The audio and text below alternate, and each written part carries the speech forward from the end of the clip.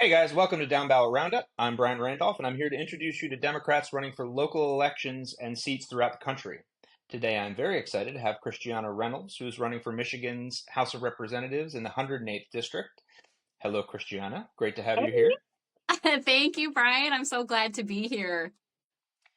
Why don't you tell me about yourself? Introduce yourself. I would love to.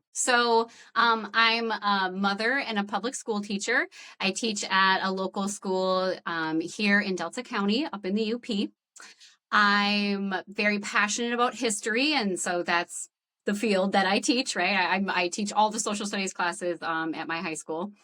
And I've been an activist for many years now. And I kind of just started getting more heavily involved in politics as the years went by. Um, and now I am a candidate for the 108. So it's been quite a journey. But I'm very, very excited. That's really exciting. And tell me about the 108.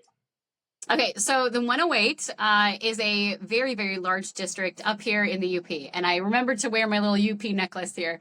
But the 108, you can kind of imagine it. It kind of hugs the north shore of Lake Michigan. And so it starts in Menominee County and then it kind of stretches and it goes almost all the way to Sault Ste. Marie. So it is a very, very massive area. In fact, if you drove from one end of my district all the way to the other, it would take you about 4 hours and 20 minutes. If you drove Oof, the speed limit, of course. that is a But big that's district. it's humongous. Yes. All right, so you've been out talking to people, obviously, Mhm. going out and campaigning. When you talk to people in the 108, what is the thing that really keeps popping up as kind of an issue that local government, can do for them, and it's a big issue for people that you're talking to, your neighbors and stuff? That's a great question. So, there are a lot of challenges when you're living in a rural area. And one of the reasons why my district is so big, right, is because we have a relatively small population. So, we're all very spread out. And one of the things that does keep getting brought up, and this is definitely something my family has struggled with, is finding good quality childcare at an affordable rate. Um, it feels almost like when you do find an open spot for your child, it's like you found a unicorn. You're so excited. It is very competitive. And so I do think that local government can really play a positive role in this, in solving this issue.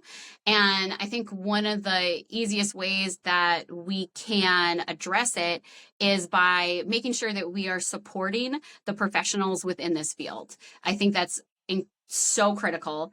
And then, secondly, increasing the supply of childcare. And we can do that through policy and different sort of like programs. So it's got to be addressed because people are now choosing or not choosing but like are forced to choose between, do I work or do I send my kid to childcare? Because when you do all the math, sometimes you're in a financial spot and you have to make that choice. Yeah. So And what do you think in your background makes you especially prepared to face this and other local issues? well, I've gone through a lot of this. Like I said, a lot of these issues that my community is going through. Well, I'm part of this community, and I've been going through it as well. In terms of really taking that leadership position and running with it and making that change, I have to really emphasize my professional background and also the fact that our current leadership is not motivated on this issue at all. I think one of the struggles with Democratic candidates who are trying to flip a red district blue, which is the situation here in the 108, Mhm. um, is that because our MAGA leadership is not very interested in governing, not interested in solving a lot of these problems, we find that our communities are suffering, and a lot of our institutions have been deteriorating and kind of ignored because our MAGA leadership, they're focused on scoring points or fighting cultural battles. Their priorities are not where they need to be. So for my district, we have to do a lot of building back what Democrats achieved in the past and solving this with really hands-on leadership. What's a specific issue that that you can give me that your opponent has a position on and that is different from yours? Mm.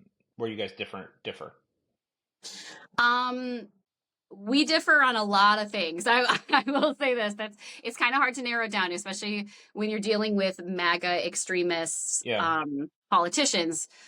I think what comes to mind, and probably because of what happened in Georgia yesterday, Mm-hmm. we know about the school shooting, and I'm a public school teacher. So Right. this issue, very, very close to my heart, something that like I'm very eager to be part of the solution.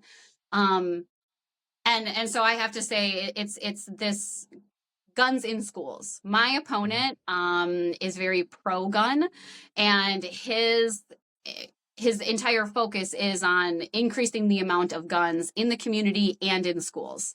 One of the things that shocks me to my core, and this was um, before I decided to run. I volunteer with my local Dem party, and we were looking at our current representatives and how they voted and what bills they were connected with. And there was a bill that he's connected with that has that's about eliminating pistol-free zones in the state of Michigan. And that really, really shocked me because it seems like such a common sense thing to have in a safe society. Like, we don't need guns at daycares. We shouldn't be combining firearms and toddlers. And I I'm shocked that I have to verbalize this, but that's truly the reality. And of course, in the pistol-free zone legislation, it's not just daycares that were listed, hospitals, schools, and churches would also be pistol-free zones, so you could, Seem carry like your good zones. weapons, carry your pistols into these places. And so I feel like that position is so extreme and so tone deaf that that we are quite opposites on it. We need to Yeah. keep we need to keep places safe. We need to keep Yeah. places safe. I, I, especially after today, I couldn't agree, or the last couple of days, I couldn't agree more. So, Yes. all right. So I am going to end this with my softball question, which I'm kind of excited about. Um, so I would like you to tell me something about your district that is truly unique and special about your part of the UP. Oh, I really like Hmm. this question. Okay, because the UP is absolutely gorgeous. Okay, it's amazing. But I think one of the best, most special spots. Have you ever heard of Kitchita Kippy? It's amazing. Okay, so you got to promise me, you got to look it up after this. Okay. Kitchita Kippy, and you just sound it out. Don't worry, like Google will spell check it for you. But so Kitchita Kippy, it's this like beautiful pool of water in like surrounded by this like pristine forest, and the water is so clear and just clean, and it's like a painting. It's so gorgeous. You can see all the way down, and it goes down, I think, at least 40 feet, and you can see clear to the bottom. So there's these giant like trout swimming in the water, and they have this like little boat that you can get on, and you pull this rope. It's kind of old school. You pull this Hey. rope, and it moves this whole platform that has a glass bottom, so you can really like get a beautiful view of it. And there's like a lot of legends surrounding Kitchnakippy, and it has a lot of significance, within Native American communities up here in the UP.